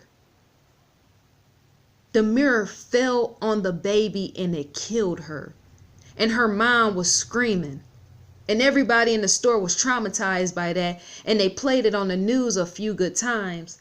And yet you don't see none of them people or none of them celebrities or Beyonce coming out in the news or whoever speaking on just how valuable that human life was. Her being 2 or 3 years old with the mirror falling on her and killing her in that manner. That's traumatizing to a mother to turn around or hear. They said they heard the glass shatter on the baby. It fell. So of course you heard it, and it was heavy glass. That's why she got killed. And yet these people that's worshiping celebrities, they not passing that story around. Remember, Beyonce is more valuable, or so they say. That's what a Black Lives Matter movement will say. A Black Lives Matter movement will say that Beyonce is more valuable than this baby that just got killed from this glass falling on her. Them type of people I can't be bothered with.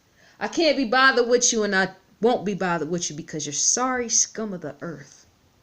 Understand that. Sorry scum of the earth. And that's how you're going to die. When you die and people come to your funeral, what they will remember you as is scum of the earth. See, because many of the people that worship in these celebrities, they put these celebrities even before their own family members. I've been guilty of that. I did that in the past because many of my family members, not on my granny side, but many family members, they didn't treat me right. I said that before. And even some on my granny side, they wasn't the best respectful towards me. So I can say they didn't treat me right. So yes, my granny side as well. Not my aunts and uncles and all of them, just certain people and siblings and stuff. So, scum of the earth. If you're scum of the earth, just remain that way. But allow us real people to tell our story. And I'm going to end this because this video is a bit too long. As it should be. But to play into the game is to play and understand and know